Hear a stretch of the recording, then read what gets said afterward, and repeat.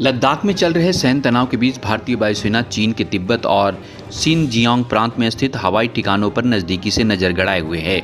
इन ठिकानों पर चीनी वायुसेना ने तनाव को देखते हुए फाइटर जेट, बमवर्षक विमान, ड्रोन और अन्य विमान तैनात किए हैं।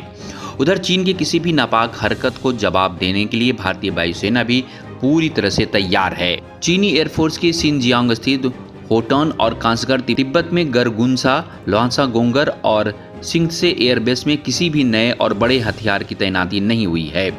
इन एयरबस में से कुछ नागरिक हवाई अड्डे के रूप में काम करते हैं। इसके बाद भी भारतीय सेना और वायुसेना ने चीन में लगी 3488 किलोमीटर लंबी सीमा पर अपने लड़ाकू क्षमता के मुताबिक तैनाती की है। भारत किसी भी हवाई खतरे का जवाब देने के लिए जमीन से हवा में मार करने वाली मिसाइलें, अन्य साजो सामान का भी सीमा पर तैनात किया गया है। भारत ने लद्दाख में अपने अग्रिम हवाई अड्डे पर सुखोई 30, MKMI MiG-29 जगुआर बमवर्षक विमान को तैनात किया है। चीनी वायुसेना के पास भारत की तुलना में 4 गुना ज़्यादा 2100 फाइटर जेट और बमवर्षक विमान हैं। लेकिन महत्वपूर्ण बात यह है कि परंपरागत सैन्य टकराव होने पर ड्रैगन कितने विमानों को हमारे खिलाफ तैनात करेगा। वर्तमान समय में होटान एयरबेस पर 35 से 40 J-11, J-8 और अन्य फाइटर जेट को तैनात किए गए हैं। इसके अलावा कुछ निगरानी करने वाले अवकाश विमान और हथियारबंद ड्रोन विमान भी तैनात किए हैं। वहीं कासगढ़ में चीन ने 6 से लेकर 8 H-6K बमवर्षक विमानों को तैनात किया है।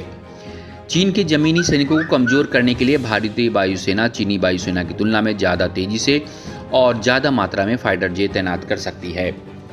चीन और पाकिस्तान की संयुक्त तैनाती से निपटने के लिए भारतीय वायुसेना भले ही कम विमानों की चुनौती से जूझ रही हो, लेकिन उसे चीनी वायुसेना पर गुणवत्ता के लिहाज से बढ़त हासिल है। इसके अलावा भारतीय वायुसेना में जल्द ही 36 नए राफेल लड़ाकू विमान शामिल होने जा रहे हैं। PLA की एयरफोर्स पर ऊंचाई वाले इलाकों की वजह से क्षेत्र को भी नुकसान उठाना पड़ सकता है। इससे उनके हथियार और ईंधन ले जाने की क्षमता पर बहुत बुरा असर पड़ता है। Bureau report, Delhi.